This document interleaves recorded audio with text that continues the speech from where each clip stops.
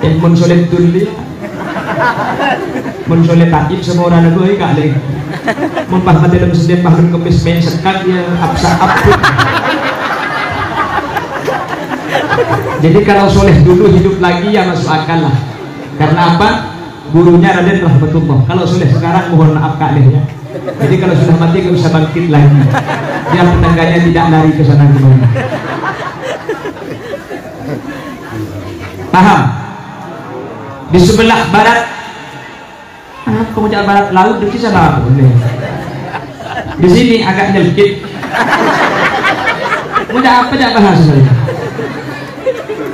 Bahasanya nyelkit ya. Apa terkepet?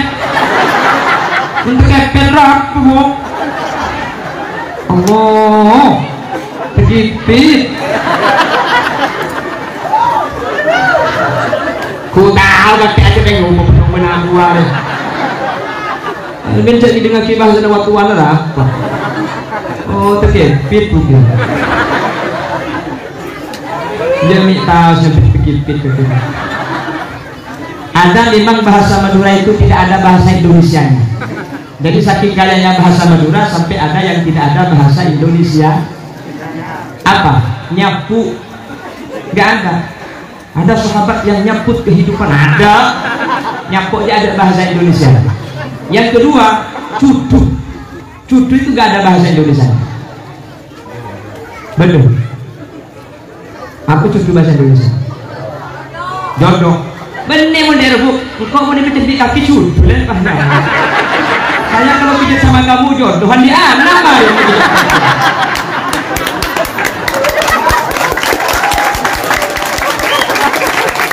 Jadi jodoh itu tidak ada bahasa Indonesia. Khusus orang berbeda saja yang nanti. Alhamdulillah pada malam hari ini kita sama-sama bersyukur kepada Allah Subhanahu wa Ta'ala. Kita diberi kesempatan hadir di majelis yang insya Allah penuh dengan barokah. Dan salah satu ciri orang itu baik, orang itu mencintai perbuatan baik. Sebagaimana Imam Ibnu Malik menyatakan wa'ubatun fil khairi khairun wa amal birrin yazinu falyuqas man yuqal.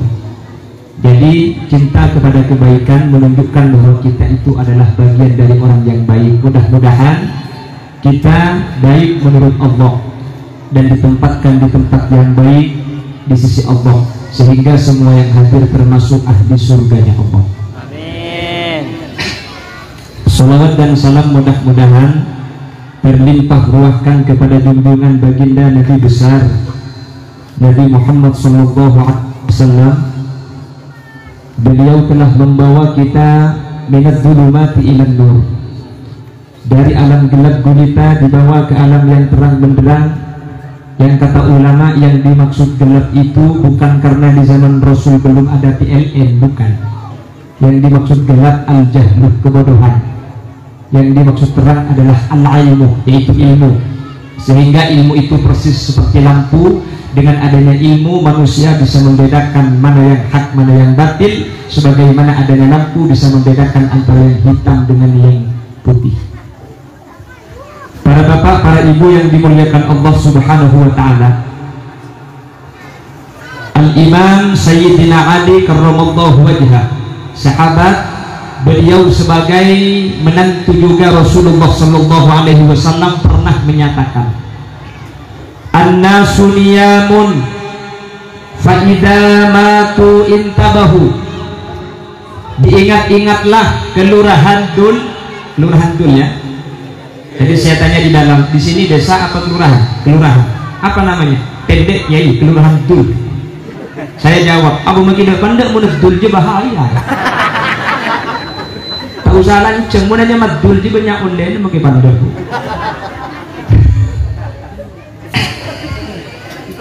Diingat-ingat wahai kelurahan Dul dan sekitarnya dan seluruh hadirin hadirat. Sayyidina Ali pernah menyatakan, An-nasu niyamun, manusia itu hidup di dunia sebenarnya tidur. Fa idza matu intabahu, baru ketika manusia itu mati maka intabahu ayqadhahu, pada saat itu sebenarnya dia terbangun dari tidur yang panjang. Nih, tidur ini semuanya tidur.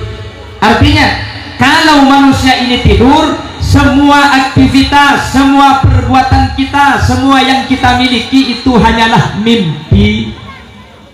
Lah karena kita tidur, banyak mimpinya macam-macam. Ada yang bermimpi menjadi menteri, mimpi. Ada yang bermimpi jadi pejabat, mimpi. Ada yang bermimpi jadi penceramah, juga mimpi. Artinya setiap mimpi itu belum tentu ada yang menjadi kenyataan, namanya juga mimpi. Mimpi yang kenyataan dibawa sampai bangun itu cuma dua. Selain itu tidak ada yang kenyataan. Kalau ada orang tidur mimpi menemukan uang, setelah bangun uangnya tidak ada. Hanya ada dua mimpi yang kenyataan itu. Yang pertama, mimpi bertemu Rasulullah Shallallahu Alaihi Wasallam. Kata Rasul, man ro'ani fil manam faqad ro'ani fil yaqdah. Orang yang melihatku dalam keadaan tidur, dalam mimpi, dia benar-benar melihatku dalam keadaan terbangun. Artinya mimpi bertemu Rasul beneran. Yang kedua, mimpi yang beneran itu adalah mimpi pipis. Dengan mimpi aku menuju ungguan. Masuk belum lagi. Apakah ente si foto kalian? Ilmu perasaan kok kang anak. Kapan ngiding haram makin tengah banjir kau. Jadi manusia itu hanya bermimpi.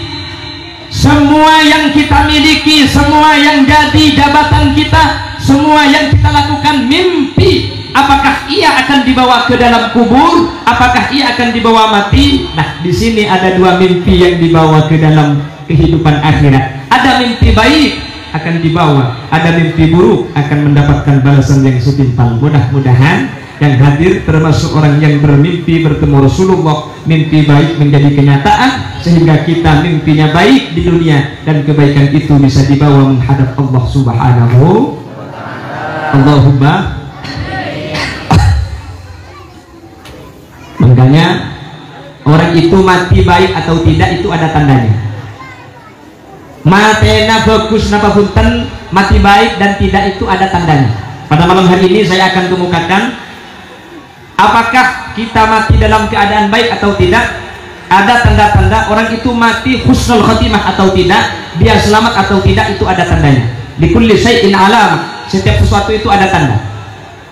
Yang pertama, bagaimana kita diketahui bahwa kita itu matinya dalam keadaan baik dan kita setelah masuk ke dalam kubur itu mendapatkan rahmat dan nikmat Allah? Kata Al-Imam Ghazali dalam kitab Ihya Ulumuddin, yang pertama, orang itu diketahui bahwa dia itu matinya dalam keadaan baik dan nanti akan mendapatkan nikmat di alam barzakh, di alam kubur. Ada tanda yang ditandai dengan hari. Lalu Imam Ghazali menyebutkan salah satu hadis Rasulullah dawuh, man mata yaumal jumu'ah kataballahu lahu ajra syahid wa waqa fitnatal qabr. Barang siapa yang mati hari Jumat atau malam Jumat, maka oleh Allah akan diberi 1000 pahala orang syahid dan akan dijaga dari fitnah kubur. Hadis yang senada dari Anas bin Malik, pembantu Rasulullah. Anas bin Malik menyatakan yurfa'ul adab amman mata yaumal jum'ah aw lailataha. Orang yang mati malam Jumat atau siang di hari Jumat, maka dia akan selamat dari siksa kubur. Saya pernah menemukan keterangan, kalau tidak keliru, dalam kitab Balaghatul Tullab karangan Asy-Syaikh Taifur Ali Wafa Sumeneb. Beliau pernah menyatakan, kalau ada orang mati malam Jumat atau siangnya di hari Jumat yang tidak bertemu dengan malaikat mungkar nakir, bukan cuma malam Jumat dan hari Jumat saja, tapi sampai hari kiamat dia tidak disiksa di dalam kubur sama sekali. Allahumma amin. Ingin nggak pingin mati hari Jumat? Ingin nggak pingin mati hari Jumat? Leku bu. Maksudnya mana apa bu? Kalau mati hari apa bu? Leku. Mudah-mudahan nggak mati besok, mudah-mudahan masih panjang umur. Amin. Matinya kapan-kapan, tapi mudah-mudahan hari Jumat. Itu saking mulianya hari Jumat, gitu. Makanya dulu sampai ada lagu hari Jumat hari mulia, terkabulnya sebagian doa, dan juga tibanya hari kiamat akhir masa. Asik bentuk apa penanangku pas asik memburu ayat tidak tak macam Allah ya. Itu lagunya Ida Laila. Dulu tuh kalau lagu bagus didengarkan ya, meskipun lagu itu ada nasihat. Bila engkau berbicara lain di mulut, lain di apa lebih. Dulu meskipun lagu cinta itu tidak sensitif, berulang-ulang kali. Hari waktu wakaf gitu,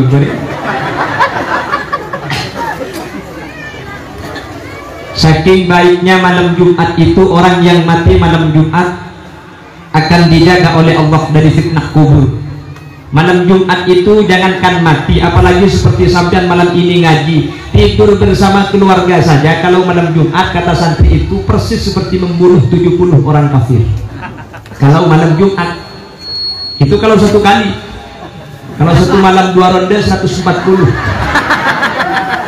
tumpes mereka mumpah semalam telo kali 210 mereka pina mati mumpah semalam 4 kali beli karo mereka pina si mati maki selaki kelengar. Itu saking hebatnya malam Jumat. Makanya kalau malam Jumat itu perbanyak kita membaca amalan-amalan khusus yang Jumat besok.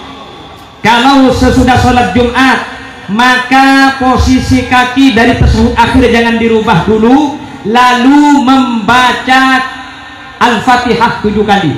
Keterangan ini ditulis oleh As-Sayyid Abu Bakar Sato dalam kitab I'anatul Talibin dari hadis baginda Rasul. Orang yang sholat Jumat posisi kaki tasyahud akhir belum dirubah, lalu dia baca Fatihah 7 kali, baca kulhuh 7 kali, tapi diselesaikan, jangan kulhuh.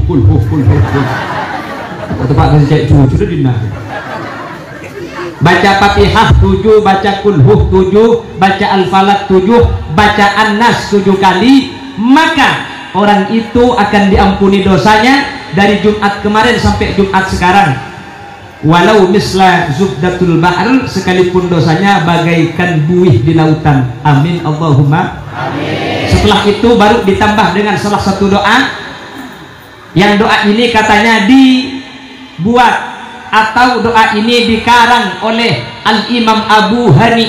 Imam Abu Hani itu terkenal dengan sebutan Al-Imam Abu Nawas. Al-Imam Nawawi bin Umar Al-Jawi menyatakan bidhammin nun ay Abu Nawas waliyun min awliyaillah. Abu Nawas itu yang menciptakan doa atau mengarang doa, Ilahi lastu lil firdausi ahla wa la aqwa ala naril jahimi fahabali taubatan waghfir dhunubi fa innaka ghafirud dzambil azimi. Saking pintarnya Abu Nawas sampai doa ini kata ulama mengandung berpolitik kepada Tuhan. Tak tanggung pengira dia politik di Abu Nawas. Karena doa ini maknanya Ilahi lastu lil firdausi ahla, ya Allah lastu lil firdausi ahla, saya kalau masuk surga Firdaus gak cocok, jadi saya gak mau masuk surga. Tapi wala aqwa ala naril jahim, namun kalau masuk neraka saya gak kuat. Tambah repot. Masuk surga tak pantas, masuk neraka tak ku.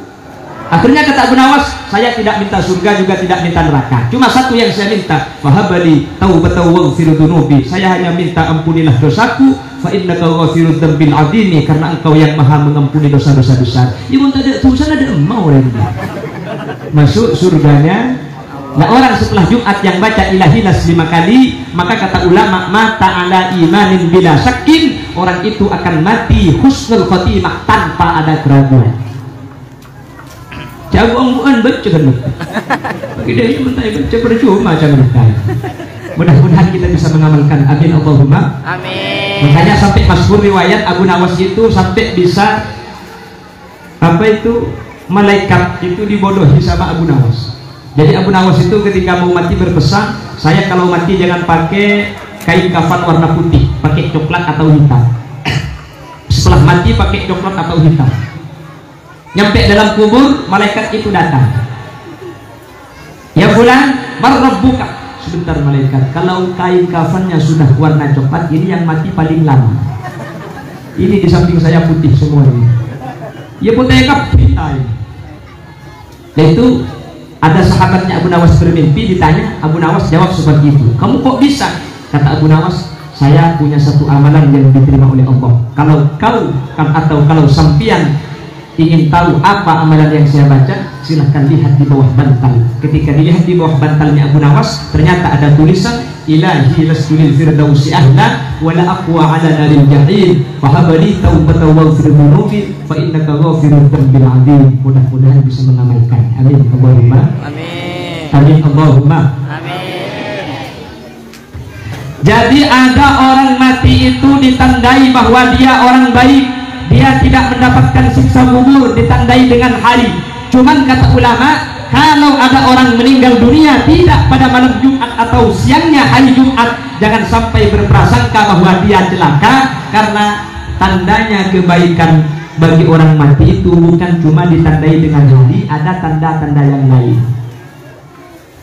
Ini yang pertama, meetem mojak bagus semata, kok tahu bahwa dia itu husnul khatimah? Etan dari kelaban sedenah ada jum, otabe malam jum.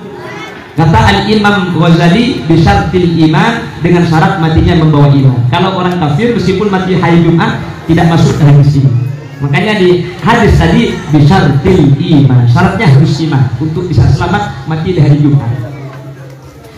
Yang kedua, kok tahu bahwa yang mati ini selamat, yang mati ini mendapatkan nikmat Allah?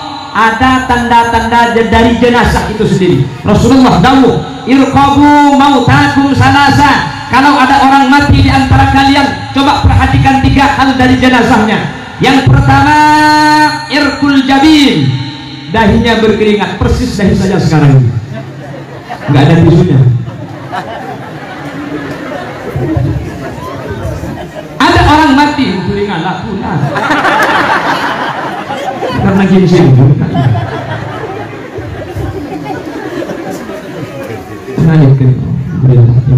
Banyak itu kucuk cer-cer boleh. Ini belum, ini kemudian api tahu satu turun kan jadi atas mari. Saya itu punya penyakit cerdas cermat. Jadi kalau minum terlalu banyak harus bolak-balik kamar mandi. Kelangkong ya. Kalau kita berteraja lah.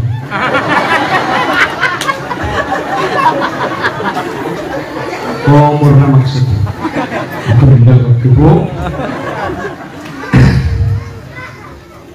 Kok tahu mayit ini baik? Bagaimana kita tahu ini husnul khatimah? Kata Nabi, tanda-tanda orang husnul khatimah dan matinya mendapatkan rahmat Allah, irkul jabin, dahinya berkeringat, sudah mati tapi ada bintik-bintik keringat di dahinya, ini menunjukkan husnul khatimah. Ini ada hadisnya. Keterangan ini ditulis oleh Al-Imam Nawawi bin Umar Al-Jawi dalam kitab Nihayatul Zain. Jadi bisa dilihat keterangannya secara langsung dalam kitab Nihayatul Zain karangan Al-Imam Nawawi bin Umar Al-Jawi Al-Bantani. Yang kedua, darful ain, mengalirnya air mata, sudah mati tapi jenazahnya mengalirkan air mata. Ini tandanya mendapatkan rahmat Allah Subhanahu wa taala. Yang ketiga, wantisarul munqarib, hidungnya membesar. Pakum beban mati ini. Loh, gue enggak. Ini tak bisa main buki. Maksudnya tak bisa juga baik kok malih benang. Loh bisa kapan mati pakuncung perpon lagi. Jadi ketika mati kok hidung membengkak membesar, tapi bukan karena di rapid test antigen. Memang kini pakai edong ini tapi rapid test antigen ini kejuan racun. Di bulan ini tidak ada nih. Itu pengen semangkat ini ke Mas Raja loh. Ayo cukup nggak sempur banyak. Oh.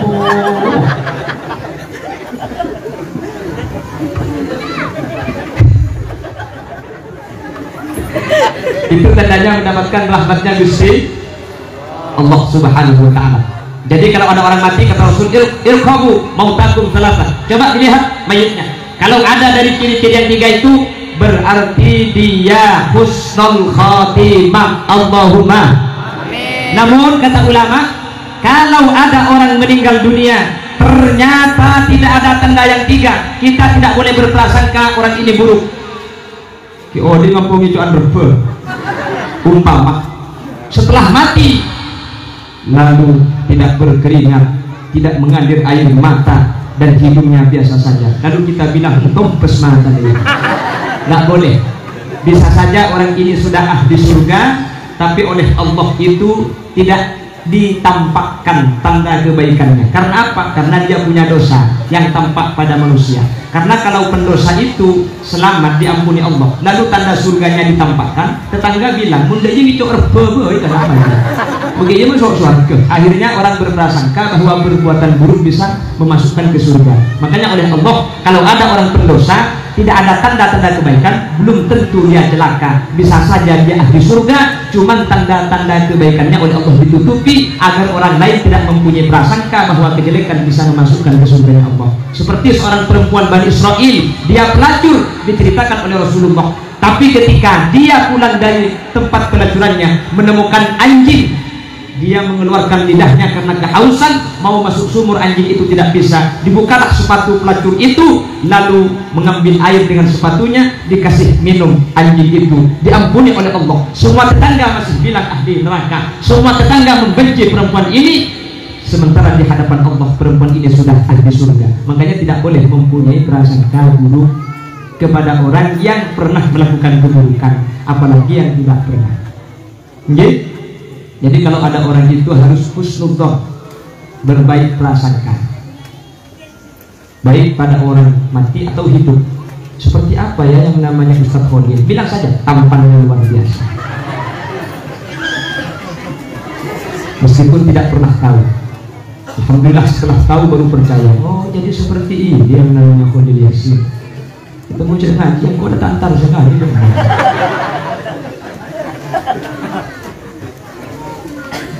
Ini yang kedua. Yang pertama ditandai baik itu dengan hari.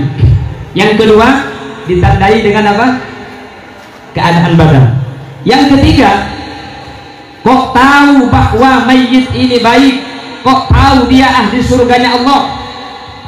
Apabila ada orang meninggal dunia, lalu ada anak-anak keturunan-keturunannya yang mendoakan orang yang mati ini.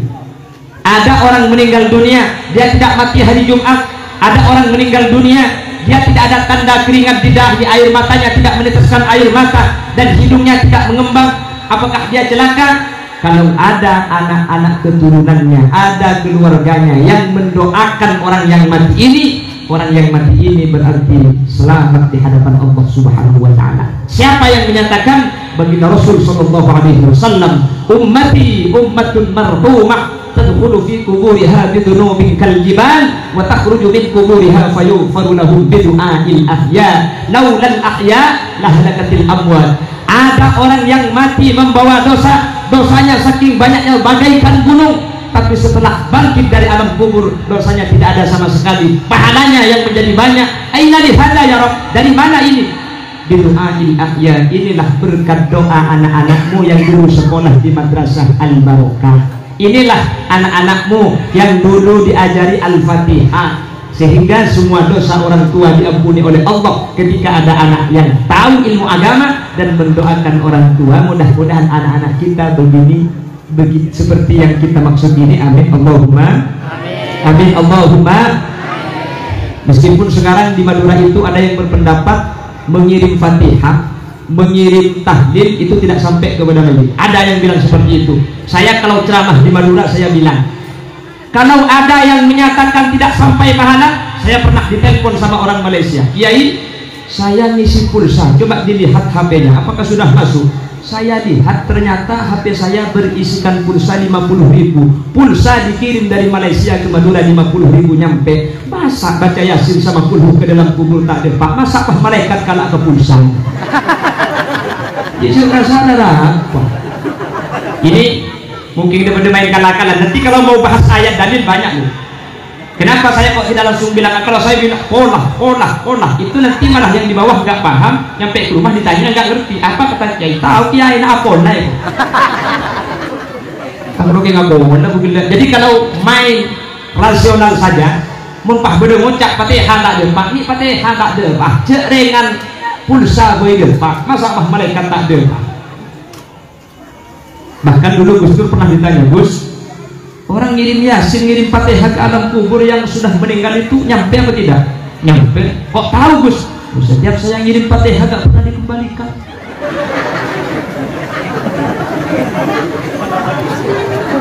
Tak usah anak santai, tak usah. Karena di Madura itu dalil ayatnya yang dinyatakan itu adalah wa allaysa lil insani illa ma sa'a. Manusia tidak bisa menerima pahala kecuali dari apa yang ia kerjakan. Ini ayatnya. Dibacakan ayatnya, yang di bawah mengguk-mengguk. Pokoknya nanti kalau ada aliran-aliran yang menyatakan hal seperti ini, meskipun surbannya seperti Batman, jangan dipercaya. Ayat ini dipotong, diambil ujungnya tuh. Kalau cuma ujungnya kan nggak enak, Mbak ya. Ayat maksudnya. Oi, Quran, oi. Karena cerdas itu Pak kering apa?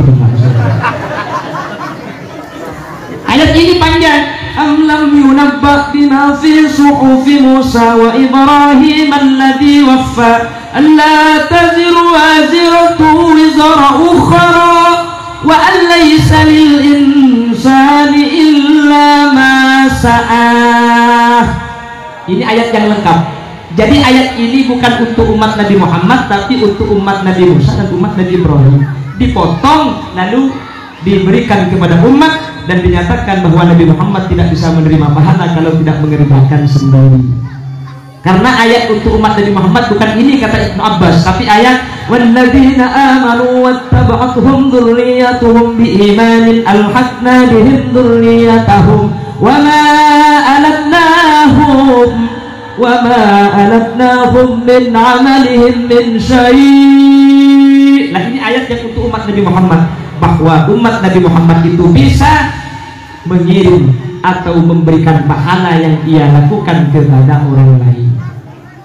Jelas ini? Ya ayo boleh mudah jelas. Terus lanjut. Tidak pernah dibentang di negara ibu. Lanjut.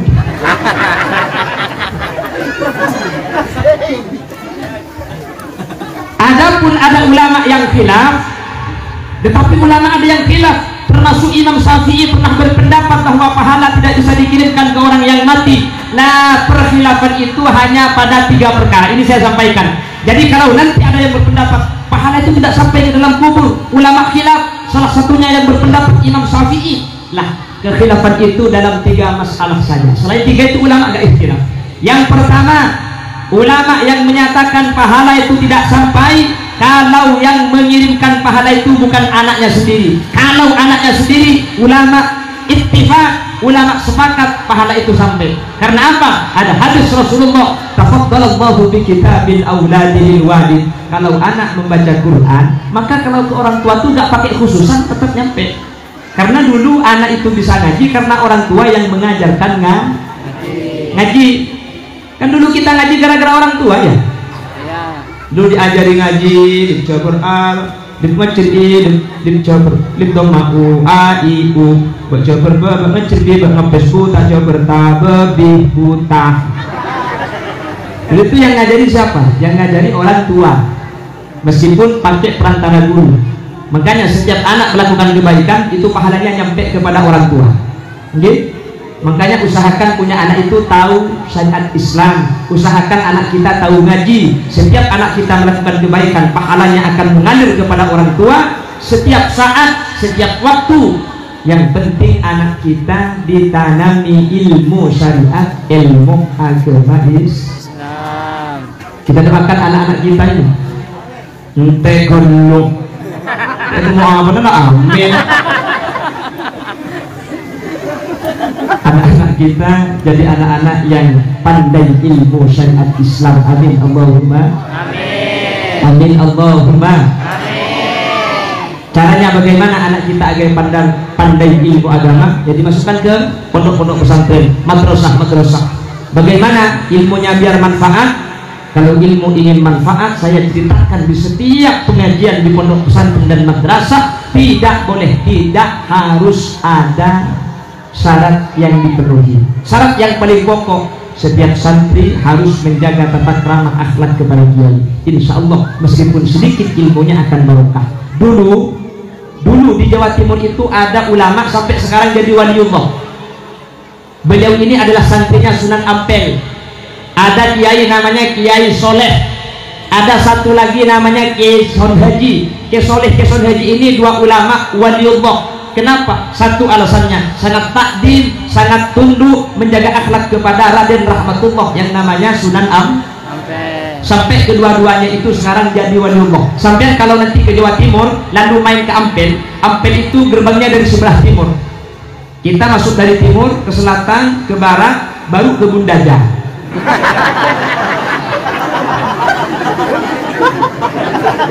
Coba keringan, tak pernah ngerti bu. Jadi timur ke barat, ke laut, ke barat, pak ke dejah. Ini maksudnya bu. Coba sampean nanti kalau rombongan ke Ampel, sampean jangan ikut jalur yang ini, karena di Bun Murdaja ini, apa bahasa Indonesia di Bun Murdaja?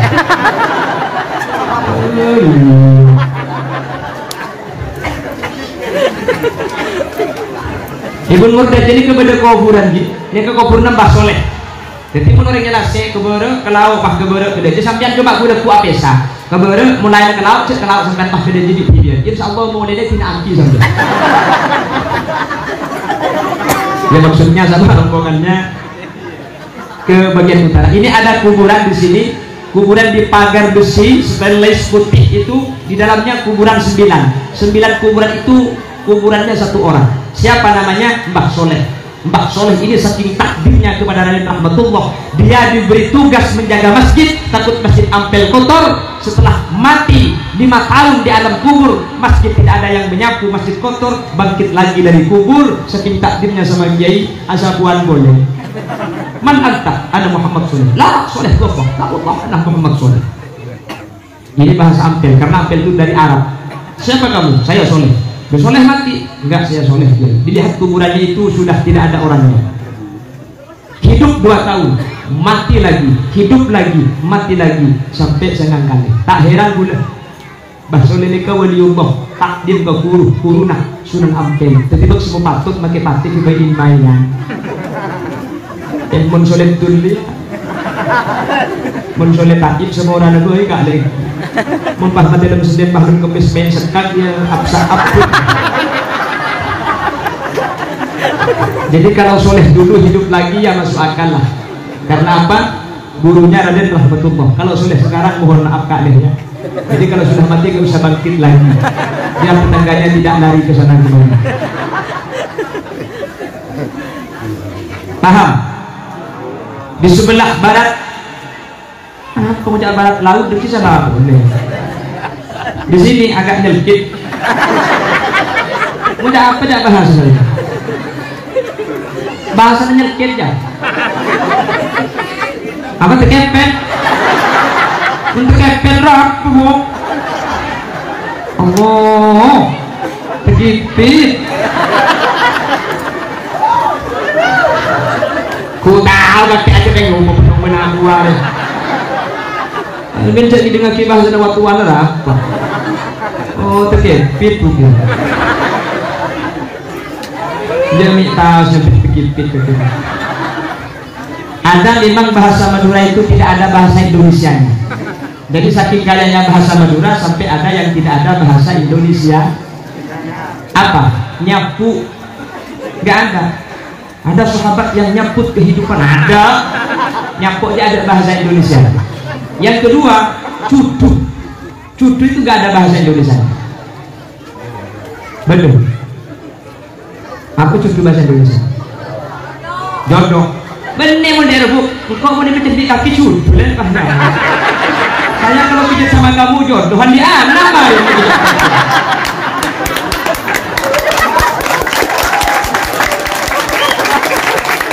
Jadi jodoh itu tidak ada bahasa Indonesia. Hanya khusus orang Madura saja yang ngerti.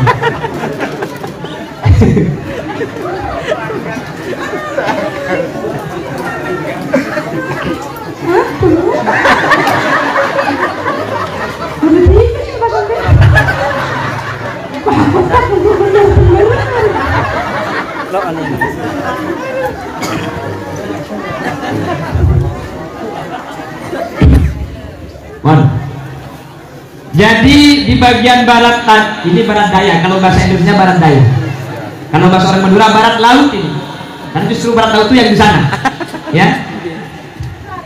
Jadi bun berak laut neka ada satu makbarah sebelum kita nyampe ke Sunan Ampel, ada tulisan Mbah Son Haji, lalu diberi garing Mbah Bolo. Ini sundel Bolo, Bu. Kenapa kok dikasih Mbah Bolo? Karena ketika Mbah Ampel membangun masjid, akhirnya Mbah Ampel itu memanggil Son Haji. Ya Son Haji, ta'al ijlis ilayya isma' kalam. Ini bahasa Ampel. Kalau bahasa Durjan daerah saya, ya Son Haji, come here, sit down, please sit here. Enggak ngerti apa artinya itu. Kakek ngerti yang kok semua cakap. Terus kan dia sekarang ngecat benih kemin ya. Hari itu raya kimun juga dibunuh kayak becar.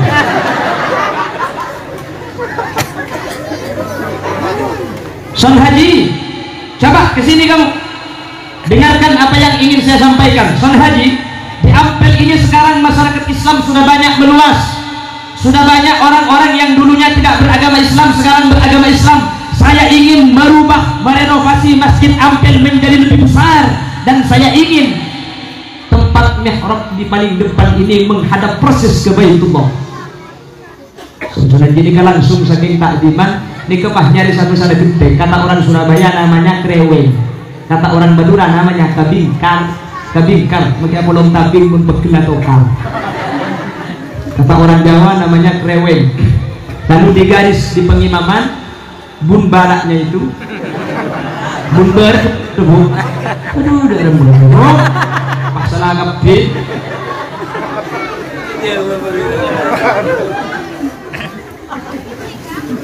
ini pada iya deh bunda yang kok akan bener bukem-bukem masalah saya menirau marungan kok sadalang milih senat paru gunakan cepat sudah kok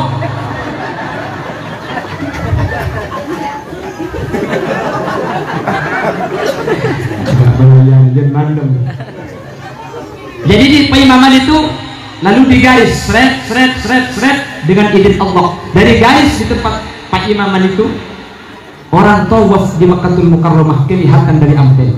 Makanya Mbah Son Haji itu dapat julukan Mbah Bolo. Benih bolong tengah ada benih, karena bisa menembuskan antara Ampel dengan kota Mekah. Makanya di Madura dulu kalau yang sepuh-sepuh insya Allah ingat, saya masih kecil masih nyapu dulu itu. Ya apa nyapu aja bahasa Indonesia apa? Lalu Pak, nyapu. Saya waktu kecil tuh masih ingat dulu di pengimaman itu ada jendela di bagian barat, ada lubang. Kenapa kok ada lubang? Meniru bagaimana Mbah Bolong memberikan lubang sehingga kelihatan orang tawaf. Jadi lubang yang di sebelah barat itu tabarrukan wa tafa'ulan min Sunan Bolong. Orang Madura salah paham dulu. Lubang di bagian barat itu dikira tempat untuk meludah. Yang ku kenang na ajopa. Kapan aku aja kemahir tiaki. Berarti yang lemu ki masalah hucu. Kapan pada ajopa bah nyampi di mana pati di sana. Tempat kamat tua dan lebat perindo. Kamat tua nah pempantang kaya nak kana aja. Nambah aman tu bajingan deh. Gue depan mana mau lihat aja. Aman tu santai hijau pahit maulid. Itu jadi wali. Kenapa kok jadi wali? Karena takdiman wa takriman lil kiai. Makanya kalau ilmu ingin barokah, adik-adik santri semua yang hadir harus menghormati orang yang mengajari alif ba taksa kepada sampean, dan tidak boleh menyombongkan diri. Nggak boleh. Orang yang menyombongkan diri itu di hadapan orang yang mengajar akan diangkat ilmunya. Dulu pernah ada salah seorang santri ini belajar kepada salah satu kiai, lalu dia pindah pondok menjadi orang yang alim luar biasa. Pulang ke kampungnya, akhirnya dia menantang orang satu kampung untuk bertanya kepadanya karena dia merasa sudah sangat alim. Wahai tuan-tuan, barang siapa yang punya pertanyaan dan tidak bisa dijawab, silahkan bertanya kepada saya, baik dari bidang ilmu nahwu, sorof, mantek, balaghah, fikih, tafsir dan hadis akan saya jawab dengan nada sombong. Dari bawah ada yang ujuk tangan, ujuk jari. Saya tuan mau bertanya. Oh silahkan. Di dalam Al-Quran ada surah namanya An-Naml. Betul sekali. An-Naml itu artinya semut. Iya, yang ingin saya tanyakan bukan itu. Silahkan mau tanya apa? Katanya di dalam surah itu diceritakan bagaimana Nabi Sulaiman itu berbicara dengan semut. Betul. Yang ingin saya tanyakan, semut yang berbicara dengan Nabi Sulaiman itu semutnya jantan apa betina? Pahanana. Tak mun goceng, teku cewek gede mana peluteng laki, mun neng dino, mun bibis teku lagi diri bener remah aja. Akhirnya yang sombong ini dengan keadaan pucat, maaf saya tidak bisa menjawab pertanyaan sampian. Siapakah sampian? Lalu yang tanya itu, saya namanya Nu'man, ayah saya namanya Sabit, saya Nu'man bin Sabit, dan saya terkenal dengan sebutan Imam Abu Hanifah. Yang tanya itu Imam Abu Hanifah di bawah. Akhirnya dia dengan perasaan malu, ya Abu Hanifah, mohon maaf saya tidak bisa menjawab. Kata Imam Abu Hanifah, makanya jangan sombong agar ilmumu tidak diangkat oleh Allah. Tolong dijawab Kiai, semutnya itu jantan apa betina? Dijawab oleh Imam Abu Hanifah, semut yang berbicara dengan Nabi Sulaiman itu adalah betina, bukan semut jantan. Kok tahu Kiai? Masih gitu.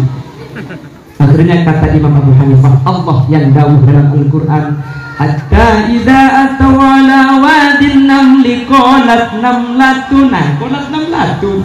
Tak perkara ni kene ijang nakan ajar. Nah, kuwi. Ya ayyuhan namlu dukhulu masakinakum la yahtimannakum Sulaiman wa junuduhu wa hum la yashkurun. Subhanallahul azim. Makanya tidak boleh jadi nanti yang belajar kepada guru, kepada kiai, lalu mondok kemanapun sampian, kalau kembali lagi ke taib, kembali lagi ke tul, maka tulnya nggak boleh sombong, nggak boleh membesar-besarkan tulnya ya. Maksudnya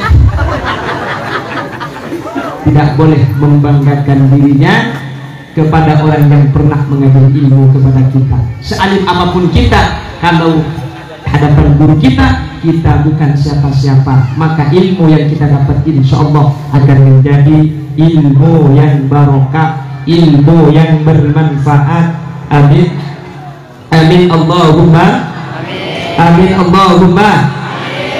Oleh karena itu, kembali lagi saya nyatakan, orang yang meninggal dunia itu tahu bahwa dirinya itu adalah orang yang soleh, atau orang yang mati itu dia orang yang soleh, orang baik, ahli surga. Yang pertama ditandai dengan hari kematiannya.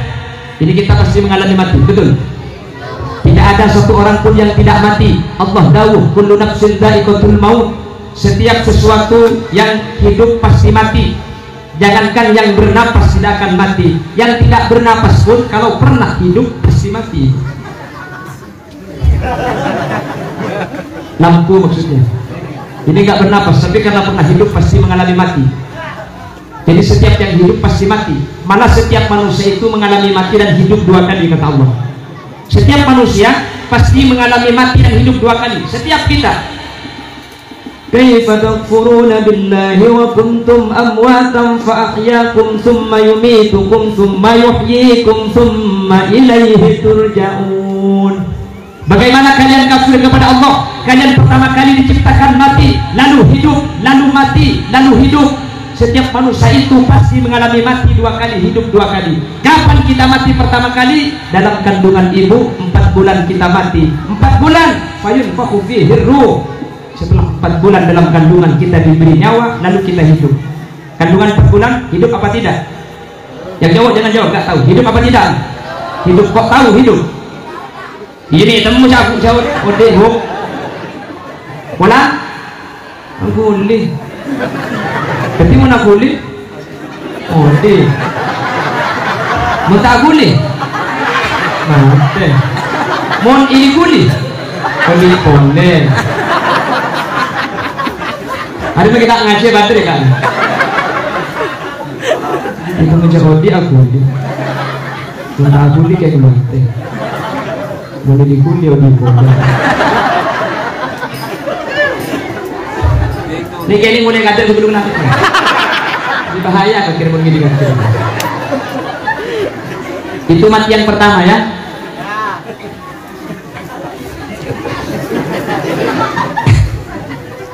Yang kedua, ini mati pertama. Fayunfakhu fihi ruh. Lalu pada 4 bulan ruh ditiupkan, kita hidup. Sampai di dalam kandungan 5 bulan kita hidup. Lalu hidup sampai sekarang. Kita sudah mengalami mati 1 kali dan kita sudah mengalami hidup 1 kali. Nanti kita akan dimatikan kembali, diwafatkan kembali, masuk dalam kubur, dihidupkan kembali. Kalau dipikir-pikir, lebih panjang mana antara mati dan hidupnya? Tak unik lagi. Mana cengoding ben mati dah. Iya mahagillah lagi bu. Mana cengoding ben mati dah bu. Lanjungan odi invent terus, kan? Jadi odi ben mati, lanjungan odi. Iya berarti dinarik tuh. Lah betul, lebih panjang hidupnya memang. Coba. Dulu kita mati cuma 4 bulan, nggih? Mati 4 bulan. Setelah kita mati 4 bulan, ditiup ruh, kita hidup. Di perut saja hidupnya 5 bulan. Lebih panjang mana mati dengan hidupnya? Lebih panjang hidupnya. Hidup sampai sekarang, nanti kita mati lagi. Setelah kita mati, kita dimandikan, kita dikafani, kita disolati, lalu kita ditutupi tanah, dihidupkan kembali oleh Allah. Itu paling lama 4 jam. Jadi matinya manusia 4 bulan 4 jam, hidupnya manusia berapa tahun? Nanti hidup di alam barzakh, gak mati lagi. Bener bukan jangan nodi ini utang.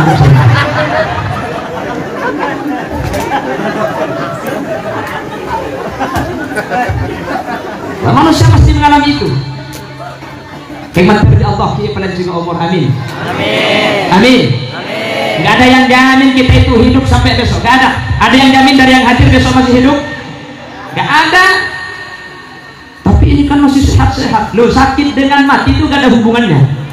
Kam min sahihin mata bi ghairi illah wa kam min alihin asa hinam minat dahr. Banyak orang tidak punya penyakit mati mendadak.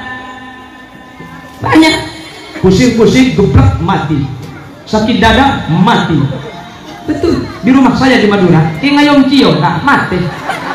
Buan sepeda motor nyium metre.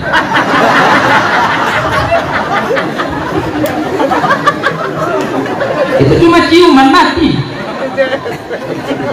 Gak ada orang yang tahu bahwa kita yang berbicara ini Khalil Yasin umurnya paling lama 100 tahun, amin mudah-mudahan. Gak ada yang tahu dari yang hadir siapa yang akan mati besok, apakah semuanya panjang umur, gak ada yang tahu. Waktunya dirahasiakan, apakah nanti, apakah besok, yang jelas pasti mati, waktunya nggak tahu. Apakah yang hadir yang di bawah ini mati duluan, saya yang belakangan, atau sebaliknya saya yang belakangan. Dan memang tak cocok, engkau mah tidak ada, ini bu ya. Kalau sekali ada, kalian mati, nah bu. Mbak kering ngapain nak? Ini roh pesawat udah mulai debki boy. Buku tahu diki ya bu, cek nama hari bu. Aja bu. Kalau ke Roma belum berangkat kita kumule kalau 2 malam berangkat kita kumule kalau 2 malam. Roma anak sudah habis andi ada bu. Lagi tinggal Pak Ari dah ini. Allahumma shalli ala Muhammad. Allahumma shalli ala Muhammad. Kam min sahihin mata bi ghairi illah. Banyak orang yang tidak sakit mati mendadak. Wa kam min alimin asahin min ad-dahr. Banyak orang yang sakit keras bertahun-tahun tapi tak mati-mati. Cekel toro. Jadi tidak ada hubungannya antara mati dengan sakit. Banyak orang yang sakit tapi tidak mati, sakitnya parah di bawah rumah sakit, datang keponakannya, tiba mulai beri paman di Arab, aja kau bikin lagi ero, Dia mau kopi loros ya beli kopi kajibat kayu. Kita mulai tu kopi kero, kita mulai yang kuda pak karo mana mati yang kuda yang semati beli sesakit, sengocak semati. Banyak kejadian seperti itu banyak. Jadi antara mati dengan sakit gak ada hubungannya. Orang itu kalau masih belum waktunya mati, jangankan mati, jangankan sakit dia akan mati, mati akan hidup lagi. Saya pernah diceritakan oleh Al-Mukarram Kiai Haji Jawahir. Beliau dulu masih hidup cerita bahwa di daerah Tanjung Bumi Madura itu ada orang sepuh, dia itu lumpuh, dia itu sudah pikun, sudah lumpuh, pikun, tua, sakit. Lah akhirnya dia itu gak mati-mati. Anaknya itu sampai banyak bertengkar. Kenapa kok demikian? Karena dia sudah makan minta nasi. Mari beringatkan tuh bagaimana nasi. Begelak haram kita makan juga. Diberi nasi boleh nasi apa diberi karena oke aku di luar terus aku loh. Begitu mari duka itu kemacong cerita. Kau tidak ada. Akhirnya pulang tak belum mati nih kan. Juga bongkar kan kau punya benar tuh. Bikak kita di rumah. Mari bikak billahi mari. Akhirnya berdesitung kau punya pinter. Pahadun Allah. Ya Allah. Yang penting membawa Islam iman gak apa-apa mbah saya dimatiin saja. Kata kadek mari bagi radu. 4 tahun lumpuh, 4 tahun pikun. Setelah 4 tahun pagi-pagi si kakek ini minta bubur. Kada kontrol tak acin kada. Kebaya kita acin lah kada. Tuli kebaya kita acin tak acin ni beki akan oleh sama rupanya tak ya. Di bah aku mati. Kapan mati bah kumpul yang kata alhamdulillah kamu. Lero. Sudah hamba semua caknya. Alhamdulillah pangeran baku na mati aku. Embalik pulang mati akhirnya dibekatani ada pandilna. Saya ambil kompo ya. Itu orang mulai dari Soko ke atas, ke Tabu, ke depan pernah kejadian kepah berlambang.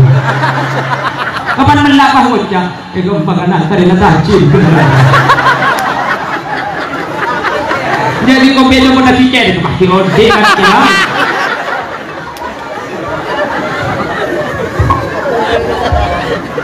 Tahu lagi. Oleh karena itu tidak ada yang jamin gitu. Tidak ada yang. Mudah-mudahan kita diselamatkan oleh Allah. Mudah-mudahan kapanpun kita kembali kepada Allah, kapanpun kita mati, kita menjadi orang yang husnul khotimah. Ya Allah biha,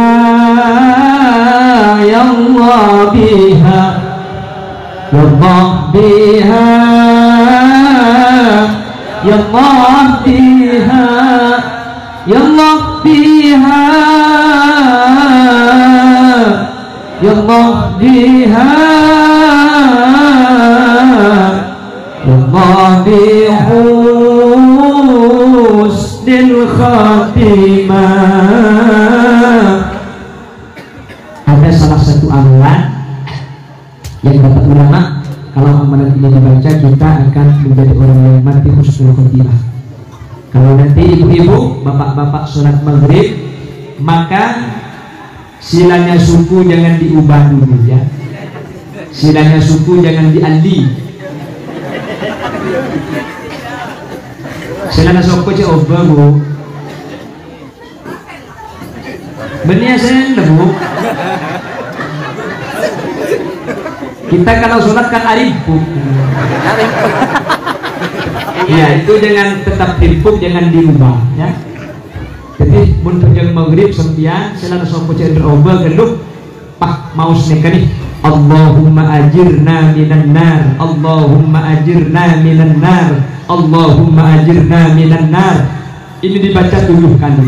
Ketika mari penjang maghrib, assalamualaikum warahmatullahi, assalamualaikum warahmatullahi. Selana sopo cek obal geluh pak maca Allahumma ajirna minan nar, Allahumma ajirna minan nar, Allahumma ajirna minan nar, Allahumma ajirna minan nar.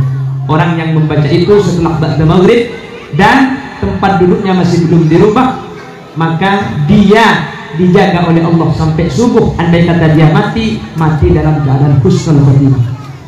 Amin deh bukan dulu. Waktu aki dengan aneh berkata-kata itu. Subuh dibaca lagi Assalamualaikum warahmatullahi. Assalamualaikum warahmatullahi. Sila nasoko cek ngeroba genduk, gitu. Sila nasoko cek ngeroba genduk. Pak baca boleh. Allahumma ajirna minan nar, Allahumma ajirna minan nar, Allahumma ajirna minan nar 7 kali. Maka orang yang baca di waktu subuh akan dijaga oleh Allah sampai maghrib. Kalau dia mati, akan mati dalam keadaan membawa Islam iman. Maulid dibaca lagi, subuh dibaca lagi. Kalau kita bisa mengamalkan terus menerus, insya Allah kapanpun kita mati, insya Allah kita mati dalam keadaan husnul khotimah. Mudah.